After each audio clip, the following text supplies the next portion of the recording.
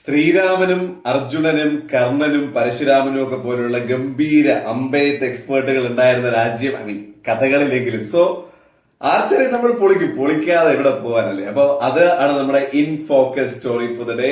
Welcome back. പ്രതീക്ഷിച്ചൊരു തുടക്കം നമുക്ക് ഒരുപക്ഷെ ആ ഒരു ഷൂട്ടിംഗ് ഫസ്റ്റ് ഗോൾഡ് മെഡൽ മാച്ചിൽ കിട്ടിയില്ലെങ്കിൽ പോലും ഇപ്പോഴത്തെ കാണുന്നു മരങ്ങൾക്കിടയിലൂടെ ആകാശം കാണുന്നു. കാഞ്ചിവലിക്കട്ടെ.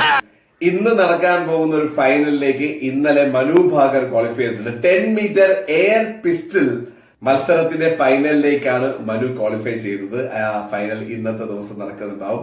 It's actually pretty simple. ഇവർക്ക് 10 റൗണ്ടും കൂടെ ഫൈനലിലേക്ക് കൊടുക്കും. ക്വാളിഫിക്കേഷനിലുള്ള എന്തായിരുന്നു അവരുടെ മാർക്ക് അല്ലെങ്കിൽ പോയിന്റ്സ് അത് ഇതിലേക്ക് കണക്ക് കൂട്ടത്തേയില്ല. ഫ്രഷ് ആയിട്ട് അവർ സ്റ്റാർട്ട് ചെയ്യുന്നുണ്ടാവും. ആൻഡ് ഏറ്റവും 3 റൗണ്ട് കഴിയുമ്പോഴത്തേക്കും ഏറ്റവും പോയിന്റ് കുറഞ്ഞ ഒരു ഷൂട്ടർ ഔട്ട് ആവും. അങ്ങനെ പതുക്കെ എലിമിനേഷൻ ചെയ്ത് പോയിട്ടാണ് അവസാനം ഗോൾഡ് മെഡലിലേക്ക് എത്തുക.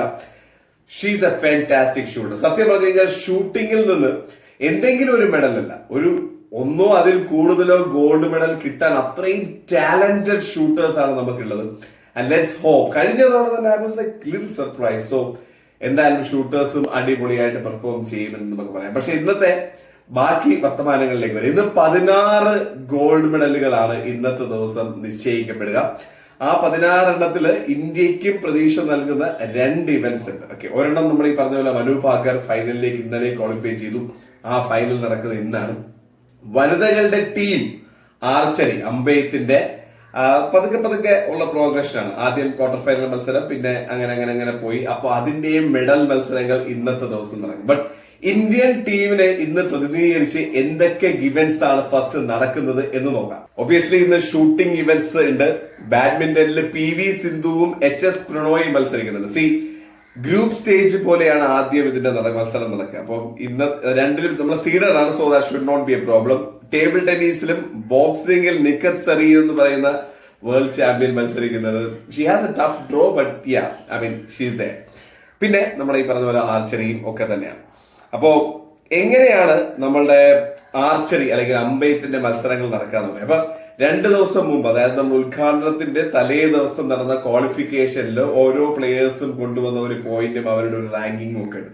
അത് വെച്ച് വനിതകളുടെ ടീമിന് 4ാമത്തെ റാങ്ക് ആണ് കിട്ടിയത്. അപ്പൊ 1, 2, 3, 4 റാങ്കിലുള്ളവർ നേരെ ക്വാർട്ടർ ഫൈനലിലേക്കും അവിടെ നിന്ന് 12 റാങ്ക് വരെയുള്ളവർ ഒരു പ്രീ ക്വാർട്ടർ മത്സരം മത്സരിച്ചു വരും. അപ്പൊ ഫ്രാൻസും ആതിഥേയരായ ഫ്രാൻസും നെതർലൻഡ്സും കൂടെ ഒരു മത്സരമുണ്ട്, ഒരു പ്രീ ക്വാർട്ടർ. അതിലെ ജേതാക്കളാണ് ഇന്ത്യയുമായിട്ട് നമ്മളുടെ ക്വാർട്ടർ ഫൈനൽ മത്സരത്തിന് എതിരാളികളായിട്ട് വരാൻ പോകുന്നത്.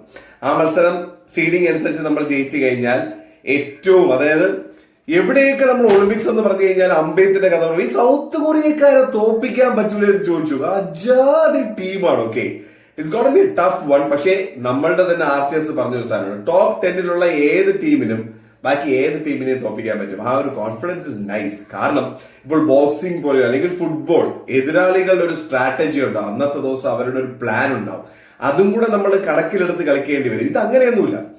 ഒരു എതിരാളി നമുക്ക് ഉണ്ടെങ്കിൽ പോലും അവരുടെ സ്ട്രാറ്റജി, പ്ലാൻ, ഫോം ഒന്നും നമുക്ക് വിഷയമേ ഇല്ല. കാരണം നമ്മൾ അവരുമായിട്ട് മത്സരിക്കുന്നുവെങ്കിൽ പോലും അവരതിലൊരു ബാധകമല്ല. നമ്മൾ നമ്മുടെ ടാർഗറ്റ് ഹിറ്റ് ചെയ്ത് കഴിഞ്ഞാൽ അവരുടെ പ്ലാൻ ഡസന്റ് മാറ്റർ.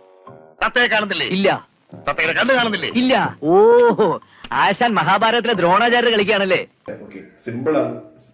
ബുൾസൈ അടിക്കുക എന്നൊക്കെ പറയുന്ന ഒരു വർത്തമാനമാണ്.